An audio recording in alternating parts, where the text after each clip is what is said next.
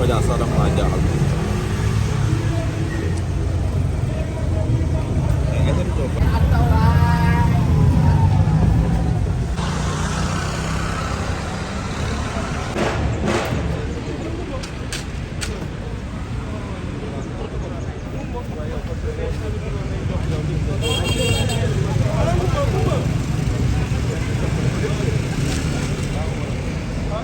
Responsable national des femmes bu ARC. Alternative pour la République citoyenne. lan moo war a seen teewaay fii nii si kaw. waaw tey dañ fi ñëwoon am jigéen ñoo xamante ne suñuy nawle lañ te bokk ci réew mi di doomu réew mi suñu présidente Anta Babacar Ngom Diack bàyyi leen xel bu baax a baax a baax parce que dañoo bokk comme bépp jigéen boo xamante ne mu nekk ci réew mi dañ cee bokk. ñëwoon nag fas yéene leen a sargal andiloon leen ay dons fii waaw. gis ngeen forte mobilisation. si ndigalu ki nga xam ne Anta Babacar. lan moo lié Anta Babacar ak ñi nga xamante ne ñoo nekk fii soxna yi. waaw présidente Anta Babacar Ngom jigéen la te doomu aadama la dafa am xol di yëg jigéen la yaay la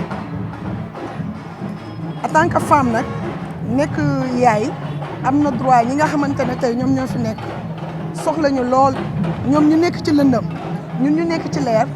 ah présidente Anta Babacar Ngom ak xolam bu yaatu rek il fallait que mu def li mu def parce que lii mu def rek la war a def aha moo tax mu yabal ñu def forte mobilisation ak ay doom dara manqué wul mu ne nañ ñëw bàyyi xel ñii nga xam ne tey ñoom ñoo nekk ci lëndëm tey ñoom lañ fas yéene sargal aha don yi am na ay dàll carax yee ngi fii andi nañ ay meew ay biberon savon madar lait de corps, serviette hygiénique, lait de corps, parfum, dara manqué wul loo leen xalaat mu ngi ci biir parce que suñu présidente dafa yaatu xol macha allah. aussi campagne électorale dafay nekk nga xamante moom mooy campagne bi nan la nar a demee campagne bi ñun tiituñu suñu présidente Anta Babacar Ngom ñëpp xam nañ ne gaynde la te ñeme na terrain bi lool niñ ko defee woon parrainage citoyenne noonu lañ ko préparé ci campagne bi ba tax ñu suñu xel dafa daal génnaat rek waxtaan ak askan bi te xam ne jigéen la te mooy benn jigéen boo xam ne moom la ñu élire ci élection yi ñun nag nañu fal suñu bopp parce que dafa jot góor ñi nag ñoo nekk suñu ginnaaw di ñu góoral mais koo xam ne mu ngi def social lu ko dalee ci xale bu tuuti ba ci 3e âge bàyyiwu leen politiciens yi nga xamante ne moom lañ fi daan def mu bëgg ko fay jëlee jóg pour def politique autrement def politique et développement ah kooku bu ñu taxawee ne dañ ko bëgg a fal incha allah rabi 2024 ñun gëm nañ ne kenn du ko tëgg sans présidente Anta Babacar Ngom moom mooy toog palais. soo dire que weeru koor bi comme que élection lay dajeel te muy daje campagne est-ce que da ngeen am benn programme boo xam ne particulier la pour mu mun a adapté wu ak contexte bi. pour programme weeru koor bi waaw présidente xam nga ne moom fu nit ñi bu ñu jaaree ni moom day jaar ci beneen côté koor gi ak campagne bi day gën a neex suñu côté parce que ñëpp gëm nañ ko xam nañ ko ci social. te ràññee nañ ko ci social te boo toogee ci weeru koor mu nekk weer boo xamante ne war nga cee mën a profité jaamu ci yàlla bu ñu ci taxawalee social bi rek dugg ci askan bi ci ñi nga xamante ne ñoom ñoo taxaw pour ànd ak alternative pour la République citoyenne day gën a yaatu rek day gën a neex ñun campagne bi tiituñu ko ak weeru koor bi vraiment. jërë ngeen jëf merci. citoyenne. Madame, quelle est la raison de votre présence? Notre présence ici, comme vous le savez, on est le 8 mars. Le 8 mars, au niveau du monde, nous œuvrons pour les droits des femmes. Et en tant que femme, et ayant la seule candidate au présidentiel qui soit présente, nous ne pouvions pas ne pas être présents auprès de nos sœurs, de nos enfants, de nos aînés, de nos tatas qui sont emprisonnés pour leur apporter un message d'espoir et leur dire que notre présidente, dans son programme, ne les a nullement oubliés. Notre présidente, dans son programme, parle d'espoir. D'espoir pour tous qui sont oubliés. D'espoir pour ces femmes-là particulièrement. Permettez-moi aujourd'hui de me limiter aux femmes.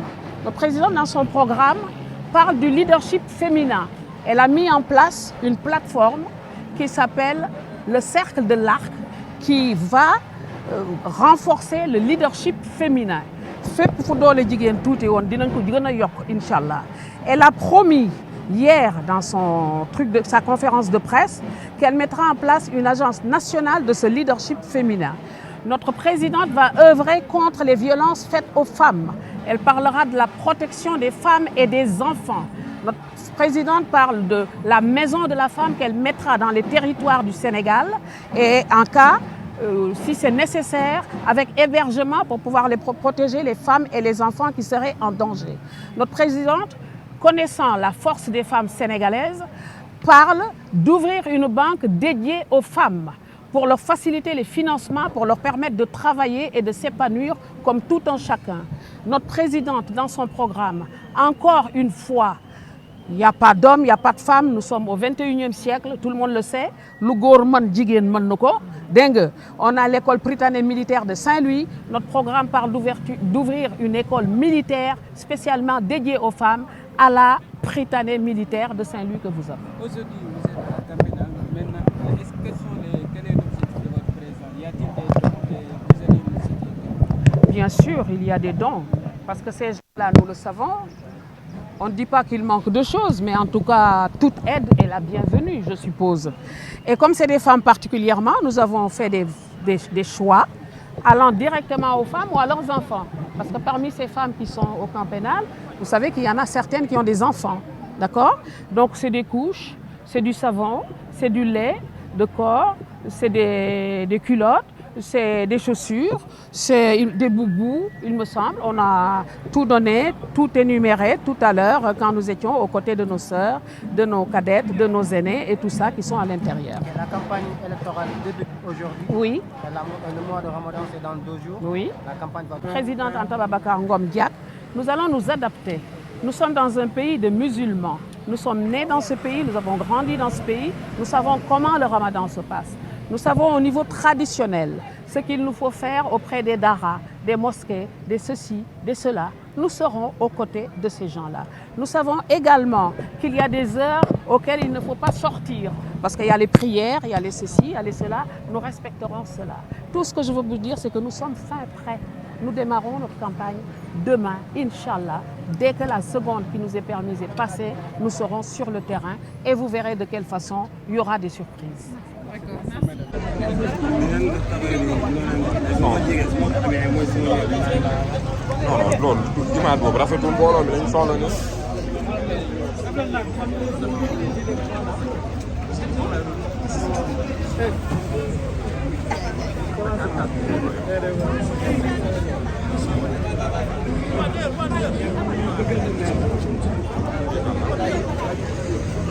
Jeeg.